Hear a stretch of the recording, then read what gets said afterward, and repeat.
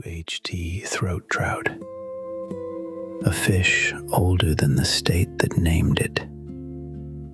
From the cold streams of Utah, where the Uinta and the Wasatch, Uinta Wasatch, send their snowmelt down through the pines, a trout has swum here since the last ice age.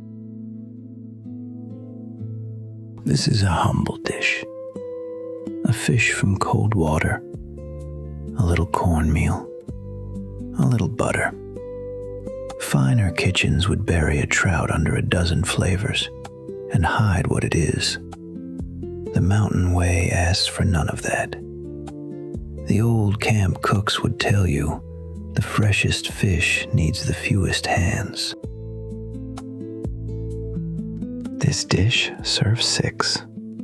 15 minutes to prepare, 10 minutes in the pan, 25 minutes in all. What it asks for is simple. 6 whole kut-throat trout, 1 cup of yellow cornmeal, half a cup of all-purpose flour, 1.5 teaspoons of salt, 1 teaspoon of black pepper, and 6 tablespoons of unsalted butter. We begin with the fish. 6 trout, rinsed under cold running water, cold, always cold.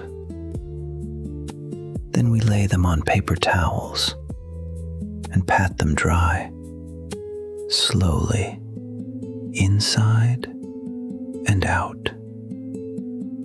A dry fish is the whole secret. The skin must be dry before anything else begins.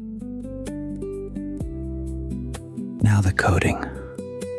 In a wide, shallow dish, 1 cup of yellow cornmeal, half a cup of flour, 1.5 teaspoons of salt, and 1 teaspoon of black pepper.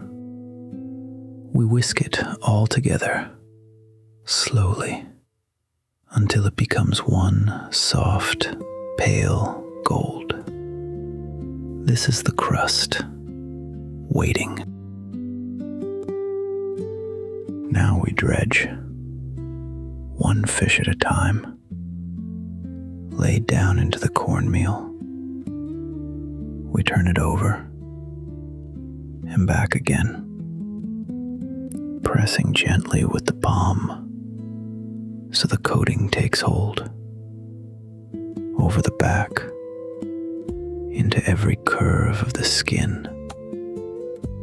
The trout comes up dressed in pale gold, and we set it aside. Then the next. 6 fish, each one waiting for the pan.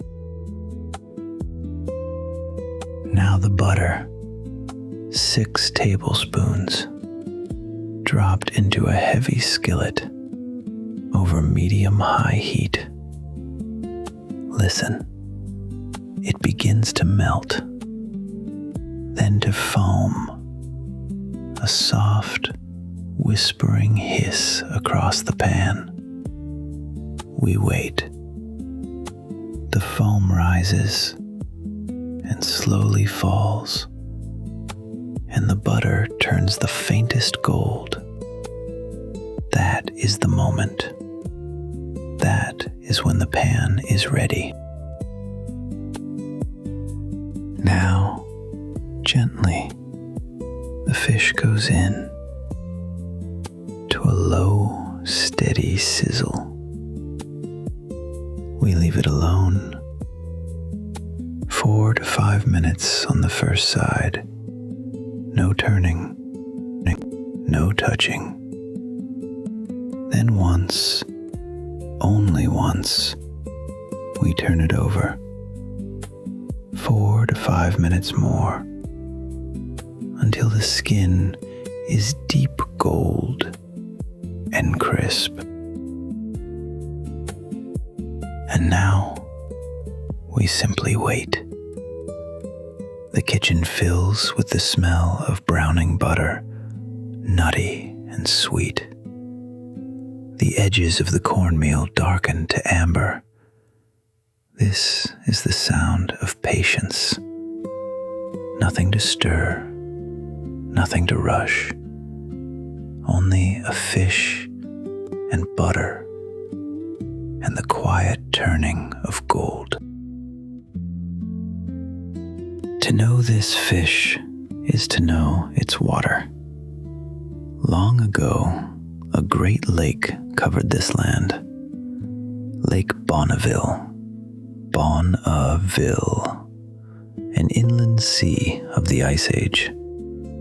When it dried, it left cold streams and mountain lakes, and in them, one trout, the only trout native to Utah, born of the Uinta, and the Wasatch snow. The name comes from a mark. Beneath the jaw, 2 slashes of red-orange.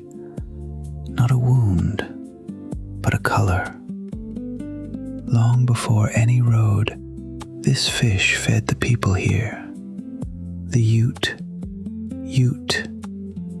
the Shoshone, Shoshone, the Goshute,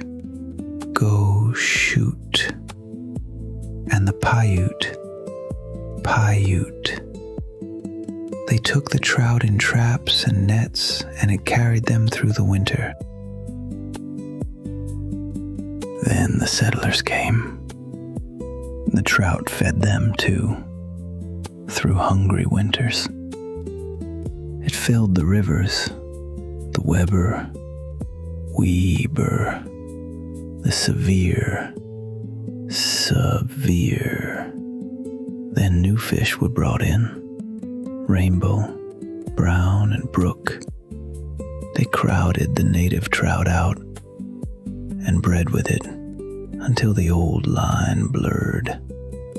Slowly, the cutthroat slipped away, and many believed it was gone. But it was not gone. In the 1970s, in hidden creeks, the cutthroat was found again. Still pure. Utah gave it a name to keep. In 1997, the Bonneville cutthroat, Bonneville, became the state fish. Streams were cleared. The fish came home. Today it swims again in the Uinta, and the Wasatch water. Quiet, native, saved. The trout comes out of the pan, golden, whole. It settles onto the wooden board, steam rising, soft and slow. We lay them down, and we breathe. The kut-throat trout is the rarest kind of Recipy, one that survived the drying of Lake Bonneville, and a century of near forgetting. It survives because it was never trying to be impressive. It was only trying to feed the people who loved it. And the table, at last, is set.